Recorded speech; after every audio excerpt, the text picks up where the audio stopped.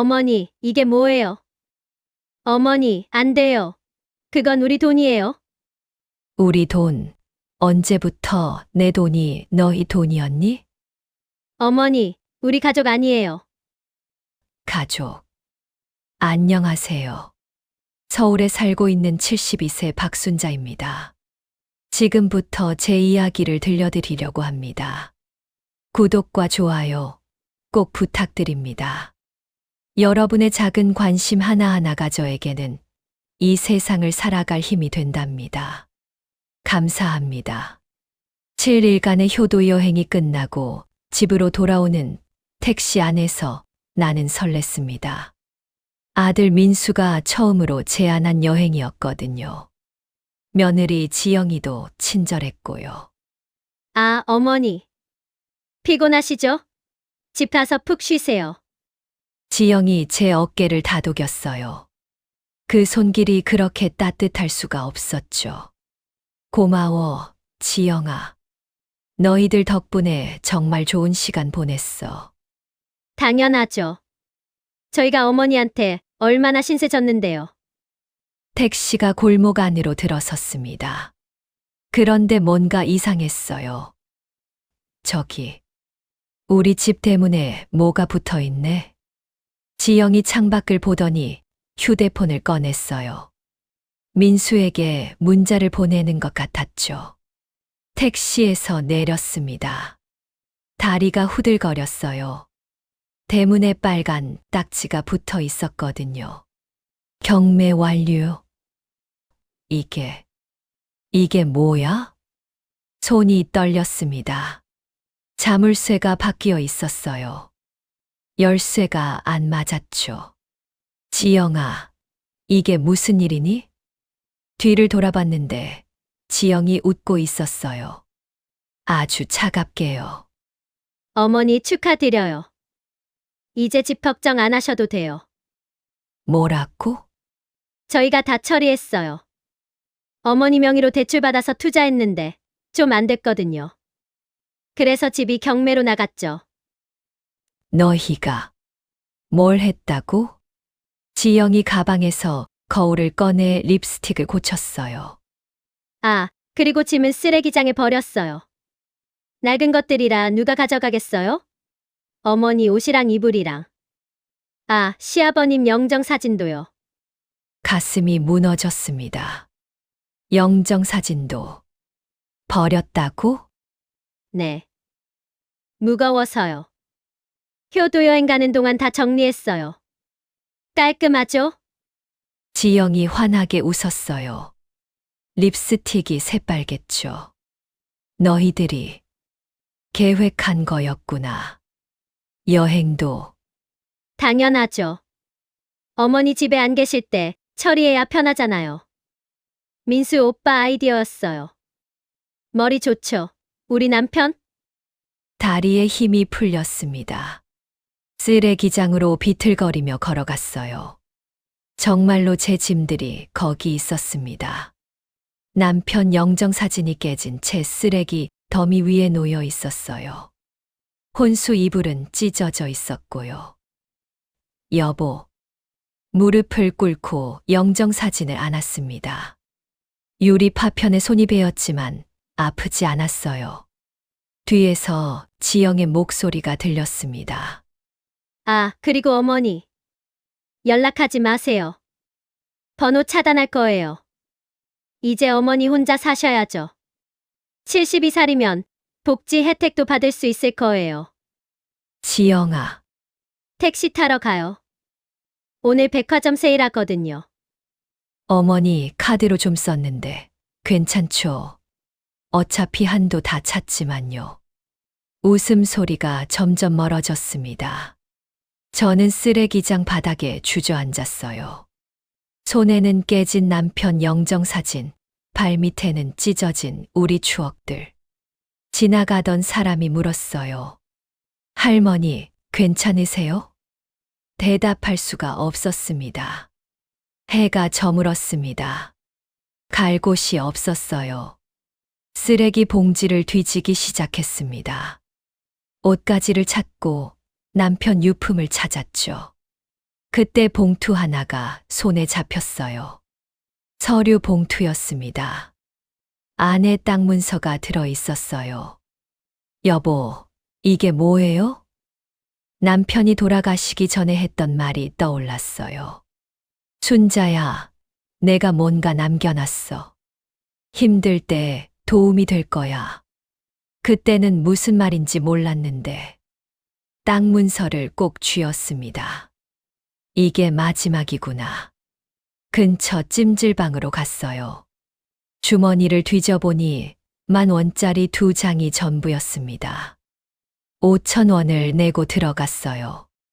구석 자리에 앉아서 깨진 영정사진을 무릎에 올려놨죠. 여보, 우리 어떻게 된 거예요? 옆에서 자는 사람들 소리가 들렸어요. 코 고는 소리, 뒤척이는 소리. 저는 눈물도 나오지 않았습니다.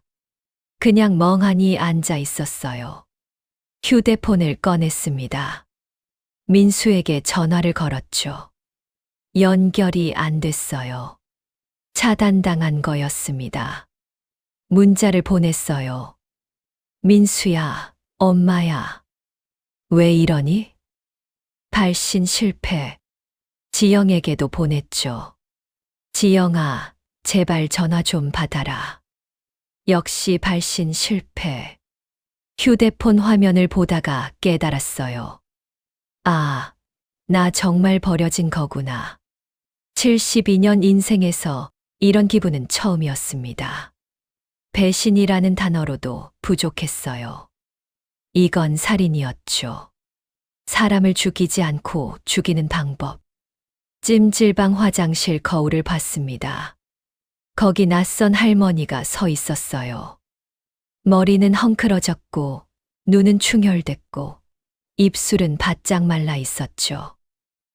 이게 나야? 새벽까지 한숨도 못 잤습니다.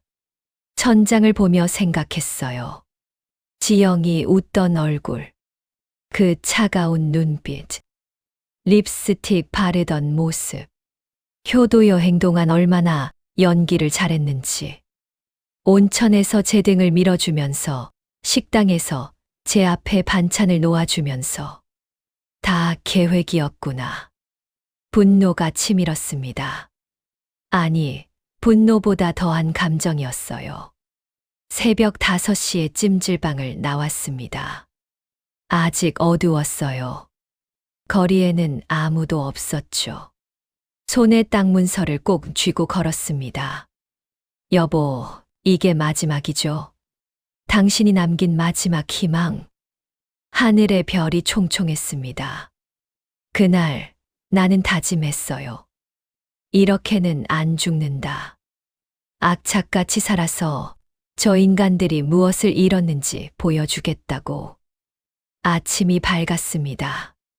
찜질방 화장실에서 얼굴을 씻었어요. 거울 속 제 모습이 낯설었죠. 하룻밤 사이에 10년은 늙은 것 같았습니다. 은행부터 갔어요. 제 통장을 확인하려고요. 창구 직원이 제 신분증을 보더니 난처한 표정을 지었습니다. 할머니, 이 계좌는 현재 압류 상태입니다. 압류요? 네. 대출금 연체로 인한 강제 집행이 진행 중이세요. 무슨 소리인지 이해가 안 됐어요. 저는 대출을 받은 적이 없거든요. 직원이 컴퓨터 화면을 돌려 보여줬습니다. 제 이름으로 5억 원 대출이 나가 있었어요. 6개월 전이었죠. 이거 제가 받은 게 아닌데요. 본인 명의 주택을 담보로 대출이 실행됐습니다. 여기 서명도 있고요. 화면을 자세히 봤어요. 정말 제 서명이 있었습니다. 그제야 기억났어요. 6개월 전 민수가 급하게 도장이 필요하다고 했었죠. 엄마, 은행 서류인데 급해요. 도장만 찍어주세요. 뭔데? 제 명의로 적금 하나 들려고요. 세금 혜택 받으려고요. 저는 아들 말을 믿고 도장을 찍어줬어요. 서류도 제대로 안 읽고요. 그게 대출 서류였구나. 손이 떨렸습니다. 할머니 괜찮으세요? 직원이 물었지만 대답할 수가 없었어요. 그 돈은 어디로 갔나요? 주식 계좌로 전액 이체됐네요. 그리고 전부 손실 처리됐습니다. 5억을 다 날렸다는 거였어요. 은행을 나왔습니다. 다리에 힘이 없었죠. 버스 정류장 벤치에 앉았어요. 지영이 했던 말이 떠올랐습니다. 대출 받아서 투자했는데 좀 안 됐거든요. 웃으면서 말하던 그 얼굴, 립스틱을 고치던 그 손. 저 인간들이 제 집을, 제 인생을 망쳤구나. 구청으로 갔습니다. 민원실 직원에게 사정을 설명했어요. 할머니 작년 11월에 경매 신청이 들어왔고요. 올해 2월에 낙찰됐습니다. 법적으로 문제없이 진행된 절차예요. 그럼 제 아들은요? 아들이 어디 사는지 아세요? 개인정보라 알려드릴 수가 없습니다. 발이 떨어지지 않았어요. 구청 복도 의자에 한참을 앉아 있었죠. 지나가던 한 직원이 제게 다가왔습니다. 50대 중반쯤 돼 보이는 여자분이었어요. 혹시 박순자 할머니세요? 아까 민원실에서 목소리 들었어요. 네, 그런데요. 직원이 주변을 살피더니 작은 목소리로 말했습니다. 할머니 아드님 3개월 전에 이사 신고했어요. 서울 강남으로요. 신축 아파트 분양받으셨더라고요. 가슴이 철렁했습니다. 어떻게 그걸 아세요? 우리 동네 사람이거든요. 며느리분도 봤어요. 지난주에 백화점 명품관에서요. 샤넬 가방 여러 개 사시더라고요. 같이 있던 친구한테 자랑하시는 거 들었어요. 시어머니 집 팔아서 여유 생겼다고요. 뭐라고요? 죄송해요. 할머니 상황 모르고 그냥 아는 척 하려고 말 걸었는데 아니에요. 고맙습니다. 그 말밖에 할 수가 없었어요. 구청을 나왔습니다. 하늘이 너무 파랬어요. 이렇게 좋은 날씨에 제 인생은 무너지고 있었죠. 휴대폰을 꺼냈어요. 인터넷 검색으로 강남 신축 아파트를 찾아봤습니다. 시세가 15억이었어요. 내 집 팔아서 강남에 산 거구나. 웃음이 났습니다. 미친 사람처럼요. 지나가던 사람들이 저를 쳐다봤지만 신경 쓰지 않았어요. 주머니 속당 문서를 만졌습니다. 이게 마지막이구나. 남편이 남긴 마지막 희망이구나. 부동산에 들어갔어요.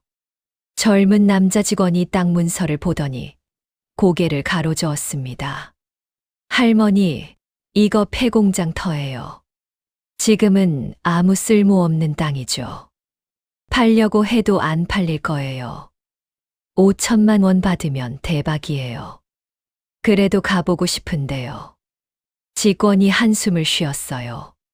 가봐야 실망만 하실 텐데. 그냥 놔두세요.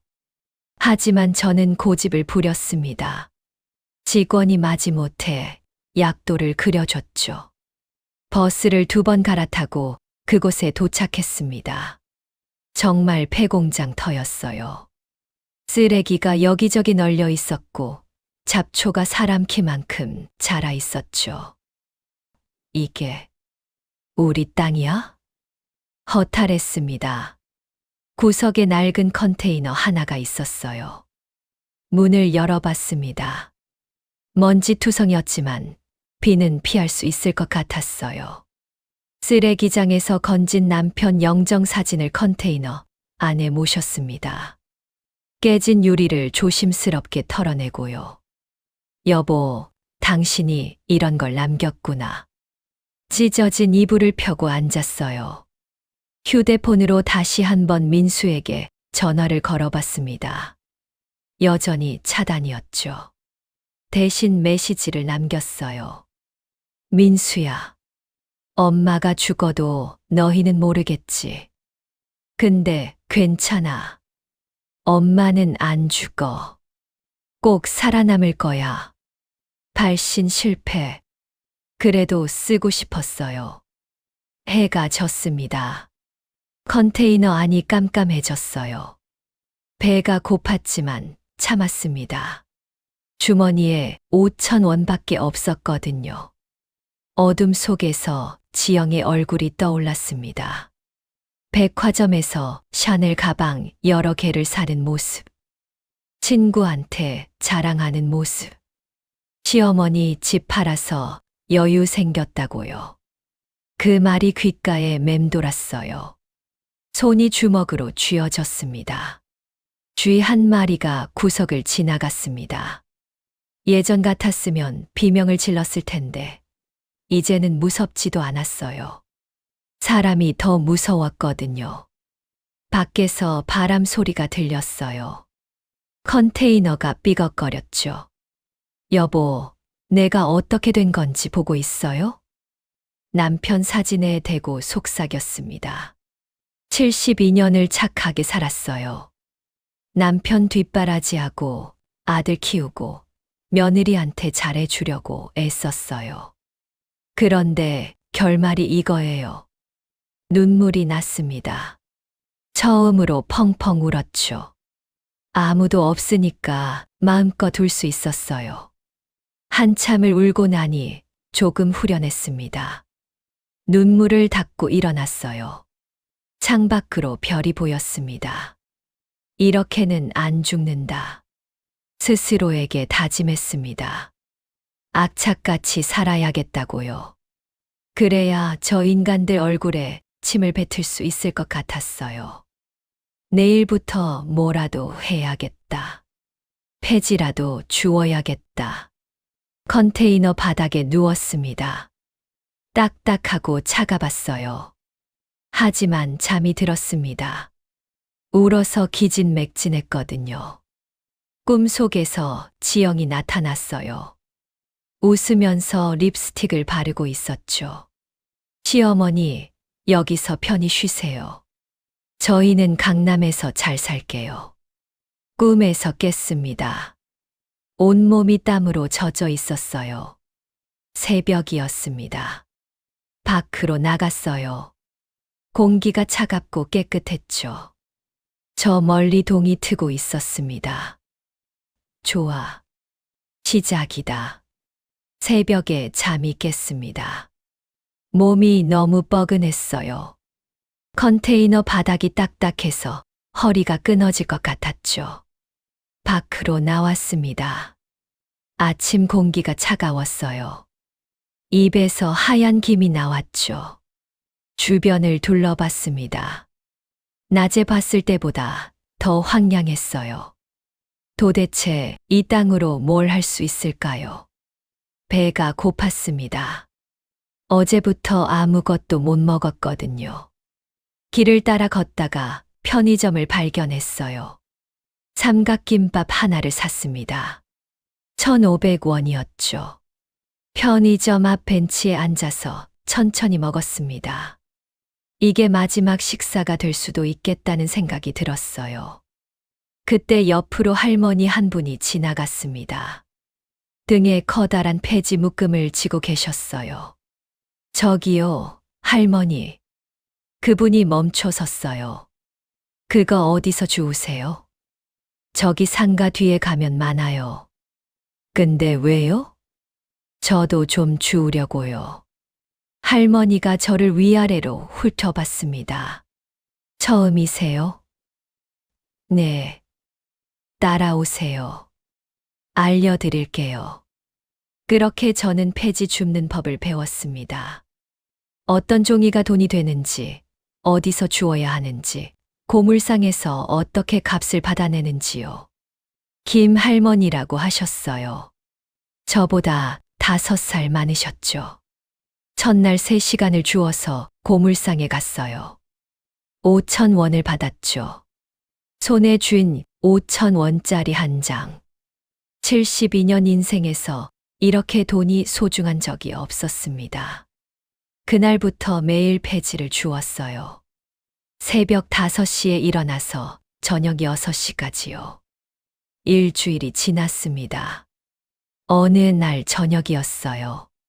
폐지를 한 알음 주워서 컨테이너로 돌아가는데 3명의 젊은 남자들이 길을 막았습니다.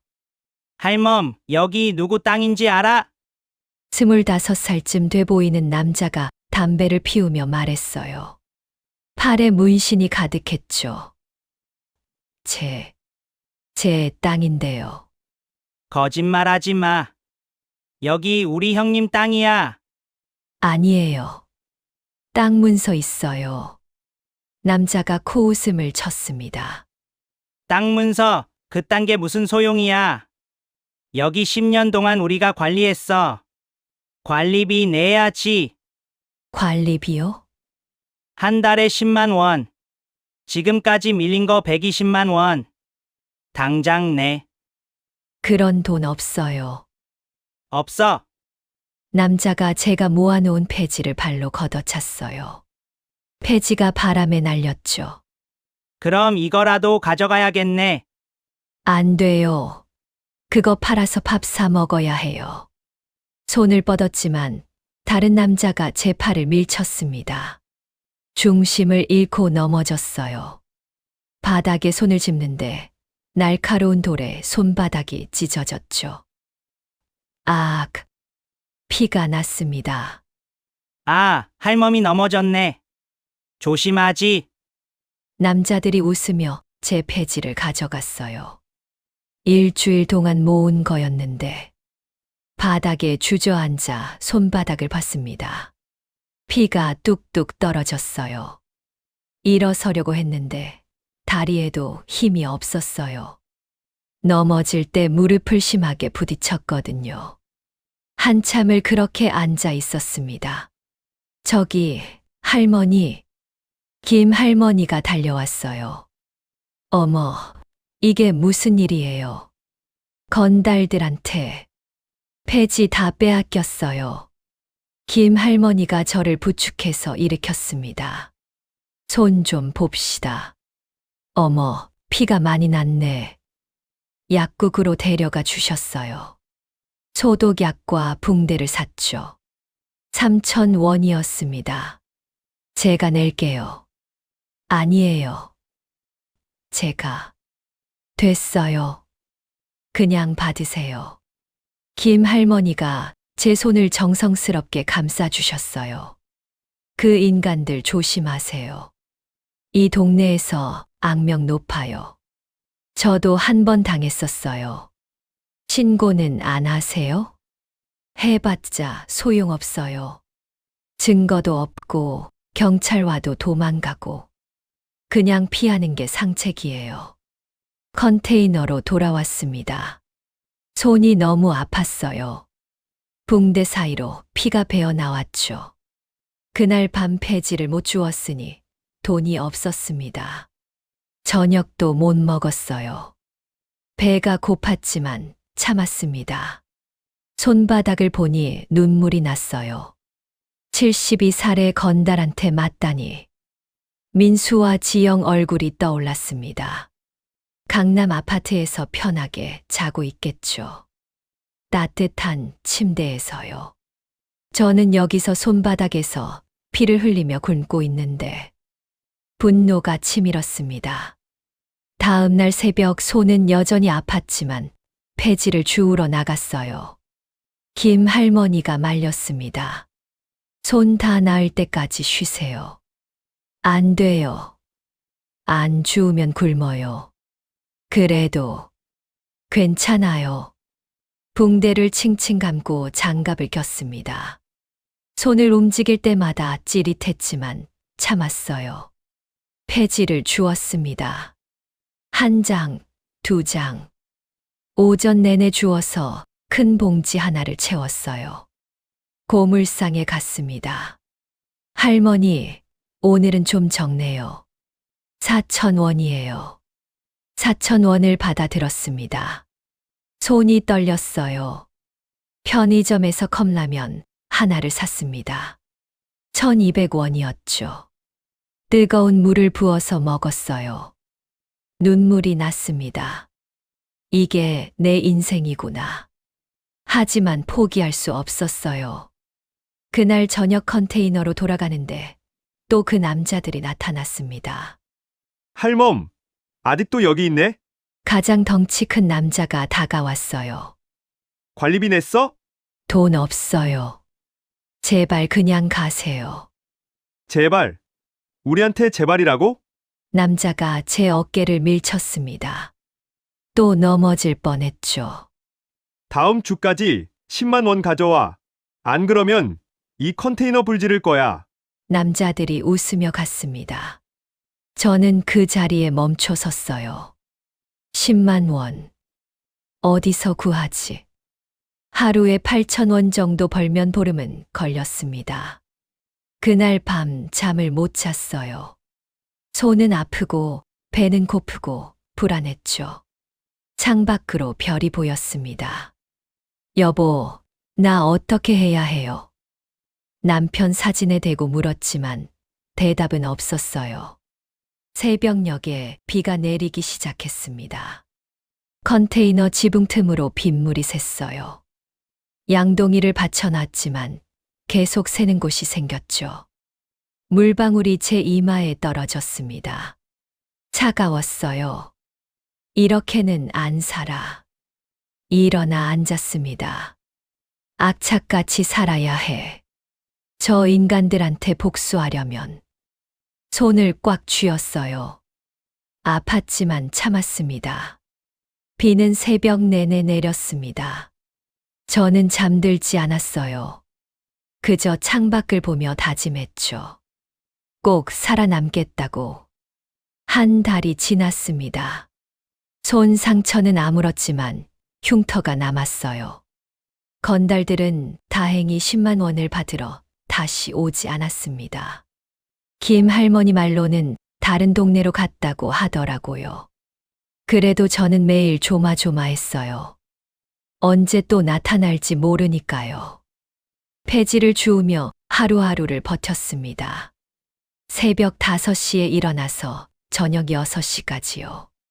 하루에 8천 원에서 10,000원 정도 벌었죠. 손이 거칠어졌어요. 허리도 더 구부러진 것 같았고요. 무료급식소를 알게 됐습니다. 점심때 가면 국과 밥을 줬어요. 처음에는 부끄러웠죠. 줄을 서서 기다리는데 앞에 서 있던 할아버지가 말했어요. 처음 오셨어요? 네. 부끄러워하지 마세요. 우리 다 같은 처지예요. 그 말에 조금 위안이 됐습니다. 급식소에서 다른 할머니, 할아버지들을 만났어요. 다들 사연이 있었죠. 저처럼 자식한테 버림받은 사람, 남편 빚 때문에 집 잃은 사람, 혼자 늙어서 갈 곳 없는 사람. 우리는 말없이 밥을 먹었습니다. 서로 물어보지 않았어요. 물어봐야 슬픈 이야기뿐이니까요. 석 달이 지났습니다. 컨테이너에 익숙해졌어요. 쥐 소리도 이제는 무섭지 않았죠. 오히려 동료 같았습니다. 어느 날 저녁이었어요. 무료급식소에서 밥을 먹고 있는데 TV에서 속보가 나왔습니다. 정부가 스마트시티 재개발 지역을 최종 확정했습니다. 모두들 숟가락을 멈추고 TV를 봤어요. 경기도 일대 구도심 지역이 대규모 개발 대상에 포함됐는데요. 화면에 지도가 떴습니다. 제가 사는 곳이었어요. 심장이 쿵쾅거렸습니다. 이 지역 토지 소유주들은 최고 10억 원대 보상금을 받을 것으로 예상됩니다. 내일부터 구청에서 토지 소유주 확인 작업에 들어간다고 하는데요. 급식소가 술렁거렸어요. 다들 TV를 쳐다봤죠. 저도 저기 사는데 한 할아버지가 소리쳤습니다. 아니, 그쪽은 다 폐공장 터 아니야? 맞아요. 근데 땅은 땅이잖아요. 밥을 다 못 먹고 컨테이너로 뛰어갔습니다. 손이 떨렸어요. 남편 유품 상자에서 땅 문서를 꺼냈습니다. 다시 확인했죠. 주소가 맞았어요. 여보, 이게 그거예요? 당신이 남긴 땅이 이런 거였어요? 잠을 잘 수가 없었습니다. 밤새 땅 문서를 들여다봤어요. 혹시 잘못 본 건 아닐까, 꿈은 아닐까 계속 확인했죠. 손으로 뺨을 꼬집어 봤습니다. 아팠어요. 꿈이 아니었죠. 다음 날 아침 일찍 구청으로 갔습니다. 벌써 사람들이 줄을 서 있었어요. 5시간을 기다려서 제 차례가 됐습니다. 할머니, 땅 문서 주세요. 떨리는 손으로 땅 문서를 내밀었어요. 직원이 컴퓨터로 확인했어요. 한참을 보더니 고개를 끄덕였습니다. 네, 맞습니다. 할머니 명의네요. 835제곱미터. 감정평가는 한 달 후에 나올 거예요. 정말요? 정말 제 땅이 맞아요? 네. 확실합니다. 축하드려요. 구청을 나오는데 다리에 힘이 풀렸습니다. 길가 벤치에 앉았어요. 6개월 전 그 컨테이너에서 첫날 밤을 보낼 때가 생각났습니다. 건달들한테 맞고 손에서 피 흘리고 굶으면서도 버텼던 날들이요. 그때는 정말 끝이라고 생각했었죠. 그런데 이제 희망이 생겼어요. 김 할머니에게 전화했습니다. 할머니, 저예요. 제 땅이 재개발 지역에 들어갔대요. 어머, 정말. 그럼 돈 받는 거야? 그런가 봐요. 잘 됐네. 이제 좋은 데 가서 살 수 있겠어. 전화를 끊고 한참을 멍하니 앉아 있었어요. 지나가는 사람들이 보였습니다. 출근하는 직장인, 등교하는 학생, 장 보는 아줌마. 모두들 평범한 일상을 살고 있었죠. 저도 언젠가 그랬었는데. 문득 민수와 지영 생각이 났습니다. 알려줘야 하나. 그래도 제 아들인데. 하지만 고개를 저었어요. 지영이 웃으며 립스틱을 바르던 모습. 백화점에서 샤넬 가방 여러 개를 사며 자랑하던 모습이 떠올랐거든요. 아직은 아니야. 조금만 더 기다려보자. 그날 저녁 컨테이너에 돌아와서 남편 영정사진 앞에 앉았습니다. 여보, 당신 정말 대단해요. 어떻게 이런 땅을 사놓으셨어요? 사진 속 남편이 웃고 있었습니다. 그때는 아무도 안 사려고 했던 땅인데. 당신은 알고 있었나요? 이렇게 될 거란 걸요. 바람이 불었어요. 컨테이너 문이 삐걱거렸죠. 근데 이 돈을 어떻게 써야 할까요? 곰곰이 생각했습니다. 집을 사야 할까요? 아니면 예금을 해야 할까요? 아니면 민수한테 줘야 하나? 그 생각이 들자 가슴이 답답했어요. 아니야. 아직 결정하지 말자. 감정평가가 나올 때까지 기다리기로 했습니다. 그날 밤 오랜만에 편히 잠들었습니다. 꿈을 꿨어요. 남편이 나타나서 제 손을 잡았습니다. 순자야, 잘 견뎠어. 이제 조금만 더 참아. 여보, 내가 옳다고 생각하는 대로 해. 난 널 믿어. 남편이 사라졌습니다. 깨어보니 새벽이었어요. 눈물이 흘렀습니다. 하지만 슬픈 눈물은 아니었죠. 창밖으로 해가 떠오르고 있었습니다. 붉은 아침 햇살이 컨테이너 안을 비췄어요. 따뜻했습니다. 오랜만에 느껴보는 따뜻함이었죠. 일주일 후부터 이상한 전화가 오기 시작했습니다.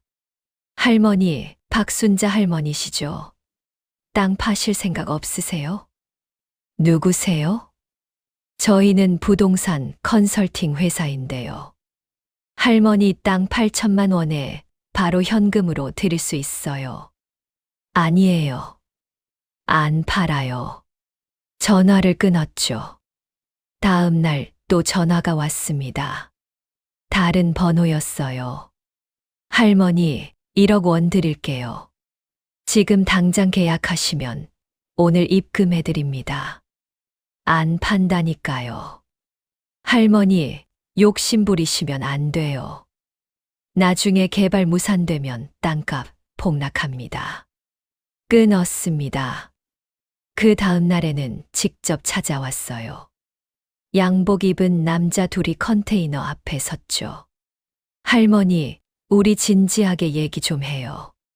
9억 원 드릴게요. 안 팔아요. 돌아가세요. 할머니 같은 분이 이런 큰 돈 받으면 관리 못 해요. 사기꾼들한테 다 뜯기죠. 우리한테 파시는 게 안전해요. 저리 가요. 소리를 질렀습니다. 그제야 남자들이 돌아갔어요. 김 할머니에게 하소연했죠. 할머니, 이상한 사람들이 자꾸 찾아와요. 땅 팔라고요. 조심해요. 요즘 그런 브로커들 많대요. 싸게 사서 비싸게 팔려고 그러는 거래요. 어떻게 해야 해요? 구청에서 정식 감정평가 나올 때까지 기다려요. 그거 나오면 정확한 가격 알 수 있어요. 한 달이 지났습니다. 구청에서 연락이 왔어요. 할머니, 감정평가 나왔습니다. 구청으로 오실 수 있어요? 달려갔습니다. 숨이 찼지만 멈출 수가 없었어요. 직원이 서류를 내밀었습니다. 10억 2천만 원입니다. 뭐라고요? 할머니 땅 감정가가 10억 2천만 원이에요. 축하드립니다. 현기증이 났습니다. 의자를 잡고 앉았어요. 10억 2천만 원. 네, 확실합니다. 집으로 돌아오는 길이 기억나지 않아요. 그냥 걷고 또 걸었죠. 컨테이너에 도착해서 남편 사진 앞에 앉았습니다. 여보, 10억이래요. 10억 2천만 원. 조용히 웃음이 났습니다. 눈물도 났고요. 당신이 남긴 게 이런 거였네요. 당신은 알고 있었나요? 이 땅이 이렇게 될 거란 걸요. 그날 저녁 잠이 안 왔습니다. 10억이라는 숫자가 계속 머릿속을 맴돌았어요. 문득 민수 생각이 났습니다. 알려줘야 하나. 그래도 제 아들인데. 하지만 고개를 저었어요. 아직은 아니에요. 6개월 전 그날이 생각났거든요. 쓰레기장에 버려진 제 짐들, 연락하지 마세요. 라는 문자. 조금만 더 기다려보자. 어떻게 되는지 지켜보자고요. 감정평가 소식이 나간 지 사흘째 되는 날이었습니다. 오후 2시쯤이었을 거예요. 컨테이너 앞에서 폐지를 정리하고 있는데 누군가 다가왔어요. 어머니, 그 목소리를 알았습니다. 며느리 지영이었죠. 고개를 들었어요. 샤넬 가방, 구찌 선글라스, 발렌시아가, 운동화. 6개월 전에는 안 보던 것들이었죠. 여기 계셨어요? 찾았어요. 지영이 달려와서 제 손을 잡았습니다. 손톱에 젤 네일이 반짝거렸어요. 엄마, 걱정 많이 했어요. 연락이 안 돼서 어떻게 하나 했죠. 연락하지 말라고 한 건 너희들이었잖아. 그건. 그때 민수 오빠가 너무 힘들어서 그랬어요. 용서해 주세요. 지영이 눈물을 흘렸습니다. 근데 이상했어요. 눈물이 진짜 같지 않았거든요. TV에서 봤어요. 엄마 땅이 재개발된다면서요? 정말 축하해요. 아, 그래서 온 거구나. 네, 무슨 말씀이세요? 아무것도 아니야. 지영이 제 팔을 끼었습니다. 엄마, 우리 집에 가요. 제가 맛있는 거 해드릴게요. 엄마 좋아하시는 갈비찜이요. 됐어. 나 여기 편해. 엄마, 이런 데서 어떻게 살아요? 우리 집 가시면 안 돼요? 안 가. 지영의 표정이 굳었습니다. 잠깐이었지만 저는 봤어요. 그날 저녁 민수에게서 전화가 왔습니다. 6개월 만이었죠. 엄마, 나야 민수야. 목소리가 떨리고 있었어요. 잘 지냈니? 엄마, 미안해. 정말 미안해. 내가 그때 정신이 하나도 없었어. 그래. 엄마, 내일 갈게. 얘기 좀 하자. 다음 날 민수가 나타났습니다. 새 시계, 새 구두, 새 차. 6개월 전에는 없던 것들이었어요. 엄마, 민수가 제 앞에 무릎을 꿇었습니다. 눈물을 흘렸죠. 엄마, 그동안 제가 미쳤었어요. 주식으로 돈을 벌려고 했는데 다 잃어버렸어요. 정신이 하나도 없었어요. 용서해 주세요. 일어나. 엄마, 정말 미안해요. 됐으니까 일어나. 민수가 일어났습니다. 눈물을 닦았어요. 엄마, 우리 다시 시작해요. 엄마 땅으로 펜션 사업하면 어때요? 10억이면 충분해요. 좋은데 땅 사서 멋진 펜션 짓고요. 펜션. 네, 제가 다 알아봤어요. 요즘 펜션 사업 대박이래요. 저는 민수의 차를 봤습니다. 앞 유리에 신차 출고 스티커가 붙어 있었어요. 그 차 새로 뽑았니? 네. 그게, 돈은 어디서 났어? 민수가 말을 더듬었습니다. 그건 대출 받았어요. 또 대출. 엄마, 곧 갚을 수 있어요. 엄마 땅으로 사업하면 금방 갚죠? 차가운 웃음이 나왔습니다. 너희들 정말 대단하구나. 엄마, 6개월 전 나를 길거리에 버렸을 때, 난 이 땅에서 잤어. 비 맞으며, 추위에 떨며, 쥐들이 지나가는 소리 들으며 밤을 샜단다. 그런데 이제 와서 사업을 하자고? 민수의 얼굴이 하얘졌습니다. 엄마, 그건, 됐어. 돌아가. 엄마, 돌아가라니까. 민수가 물러섰습니다. 지영이 차에서 내렸어요. 엄마, 우리 진심이에요. 정말로 엄마랑 같이 살고 싶어요. 아까 내 가방 봤어. 300만 원짜리더라.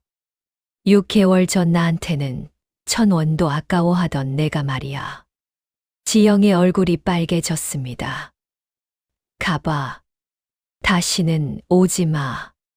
그날 밤부터 잠을 제대로 잘 수가 없었습니다. 민수와 지영의 얼굴이 계속 떠올랐어요. 화가 났습니다. 아니, 화를 넘어서 허무했어요. 이게 가족이구나. 돈 앞에서는 이렇게 변하는구나. 사흘째 되는 날 컨테이너를 정리하다가 상자 하나를 발견했어요. 남편 유품 상자였죠. 안에서 일기장이 나왔습니다. 남편 글씨였어요. 2015년 3월 5일. 오늘 그 땅을 샀다. 순자한테는 비밀로 하려고 한다. 아직은 아무 쓸모없는 땅이지만 언젠가는 가치가 있을 거라고 사장님이 말씀하셨다. 2017년 8월 12일. 요즘 몸이 안 좋다. 병원에 가봐야 할 것 같다. 그 땅 문서를 정리해뒀다. 순자가 나중에 찾을 수 있도록. 2018년 1월 3일. 이제 얼마 남지 않은 것 같다. 순자에게 말하고 싶지만 걱정할까봐 참는다. 그 땅이 언젠가 누군가에게 희망이 되길 바란다. 아이들에게 물려주고 싶다기보다 정말로 필요한 사람에게 가면 좋겠다. 마지막 문장을 읽고 울음이 터졌습니다. 여보, 당신은 알고 있었구나. 민수가 어떤 아이인지. 한참을 울었어요. 가슴이 다 시원해질 때까지요. 울음을 멈추고 생각했습니다. 이 돈을 어떻게 써야 할까? 정말로 필요한 사람은 누구일까? 문득 급식소에서 만난 아이들이 떠올랐어요. 무료 급식소에는 어른만 오는 게 아니었거든요. 가끔 아이들도 왔었죠. 교복 입은 학생이 혼자 밥을 먹던 모습. 초등학생 남매가 서로 의지하던 모습. 다들 부모가 없거나 있어도 없는 것과 마찬가지인 아이들이었어요. 저처럼 부모한테 버림받은 아이들. 하지만 그래도 꿋꿋이 살아가는 아이들이요. 결심이 섰습니다. 다음 날 아침 변호사 사무실을 찾아갔어요. 인터넷으로 검색해서 찾은 곳이었죠. 변호사 선생님, 장학재단을 만들고 싶은데요. 젊은 여자 변호사가 놀란 표정으로 저를 봤습니다. 장학재단이요. 네.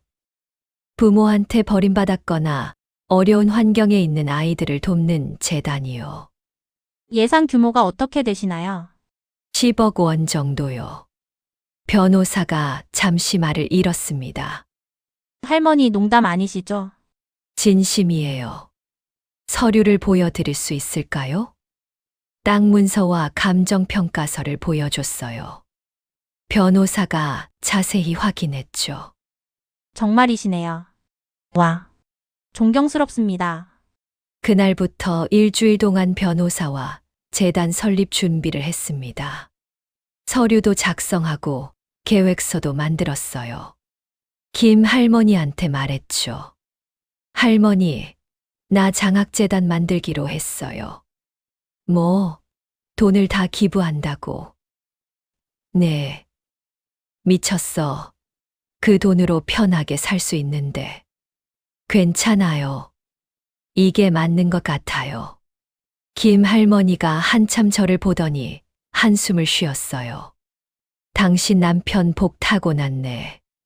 당신 같은 사람 만나서. 그날 밤 남편 사진 앞에 앉았습니다. 여보, 내가 결정했어요. 당신 뜻대로 할게요. 계약일이 밝았습니다. 오전 10시에 은행 VIP룸에서 만나기로 했어요. 아침부터 긴장됐습니다. 손이 떨려서 물도 제대로 못 마셨죠. 김 할머니가 같이 가주셨어요. 괜찮아요? 떨려요. 당연하죠. 10억짜리 결정인데. 그래도 후회 안 하죠. 네. 안 해요. 은행에 도착했습니다. VIP룸 앞에 서는데 안에서 목소리가 들렸어요. 민수와 지영이었습니다. 어떻게 알고 온 거죠? 문을 열고 들어갔어요. 둘 다 정장을 차려입고 있었죠. 지영은 새 가방을 들고 있었고요. 엄마, 민수가 벌떡 일어났습니다. 너희들 어떻게 왔니? 저기. 구청 직원한테 들었어요. 오늘 계약하신다고요. 지영이 웃으며 말했습니다. 엄마, 축하해요.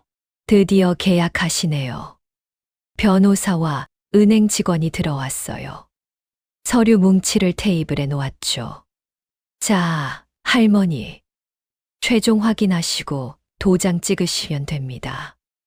민수와 지영이 기대에 찬 눈으로 쳐다봤습니다. 지영은 가방에서 통장을 꺼내 들고 있었어요. 저는 천천히 서류를 펼쳤습니다.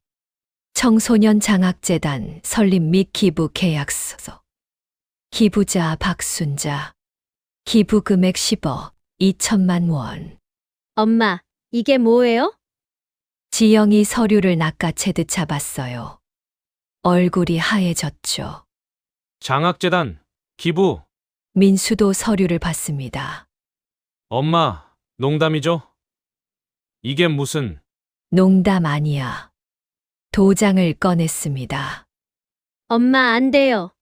그건 우리 돈이에요. 지영이 소리쳤어요. 우리 돈, 언제부터 내 돈이 너희 돈이었니? 엄마는 가족 아니에요? 가족끼리 나눠야죠. 가족. 웃음이 났습니다. 차가운 웃음이요. 6개월 전 쓰레기장에 나를 버렸을 때도 우리가 가족이었니? 연락하지 마세요. 라는 문자 보낼 때도 가족이었어. 지영이 입을 다물었어요. 너희는 가짜 효도로 진짜 돈을 원했지. 나는 진짜 고통으로 가짜 가족을 알아봤어. 천천히 도장을 찍었습니다. 하나, 둘, 셋. 안 돼. 민수가 서류를 잡으려고 했지만 은행 직원이 막았어요. 이미 공증 완료되었습니다. 법적 효력이 있습니다. 지영이 바닥에 주저앉아 울기 시작했어요. 민수는 멍하니 서 있었죠. 이 돈은 부모한테 배신당해도 꿋꿋이 사는 아이들 거야. 너희처럼 부모 등쳐먹고 사는 인간들 거 아니고. 엄마, 민수의 목소리가 떨렸어요. 너희가 나한테 준 마지막 선물이네. 진짜 가족이 뭔지 알려줬잖아. 고마워. 서류를 챙겨서 일어났습니다. 김 할머니가 제 팔을 잡아줬어요. VIP룸을 나왔습니다. 뒤에서 지영의 울음소리가 들렸지만 돌아보지 않았어요. 은행 밖으로 나왔습니다. 햇살이 따스했어요. 6개월 만에 처음으로 진짜 미소가 나왔습니다. 김 할머니가 물었어요. 후회 안 해요. 하나도 안 해요. 이게 맞는 것 같아요. 손에 장학재단 설립 증서가 들려 있었습니다. 바람에 살짝 날렸죠. 멀리서 아이들의 웃음소리가 들렸습니다. 학교 끝나고 집에 가는 학생들이었어요. 저 아이들 중 누군가는 이 재단의 도움을 받겠죠. 부모한테 버림받았어도 가난해도 포기하지 않고 살아가는 아이들이요. 여보, 이게 당신이 원한 거죠. 하늘을 올려다봤습니다. 구름 한 점 없이 맑았어요. 고마워요. 마지막까지 날 지켜줘서. 김 할머니와 함께 걸어갔습니다. 컨테이너로 돌아가는 길이었어요. 이제 뭐 할 거예요? 모르겠어요. 그냥 하루하루 살아볼래요.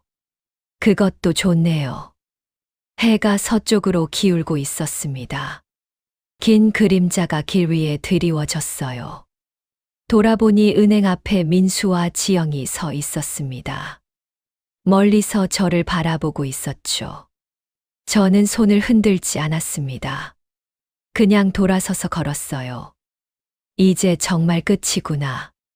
가슴이 시원했습니다. 후회는 없었어요. 저녁 무렵 컨테이너에 도착했습니다. 남편 사진 앞에 장학재단 증서를 놓았어요. 여보, 우리 잘했죠? 사진 속 남편이 웃고 있었습니다. 밖에서 바람이 불었어요. 컨테이너 문을 열고 나갔죠. 별이 뜨기 시작했습니다. 하나, 둘, 셋. 72년 인생에서 가장 빛나는 밤이었어요.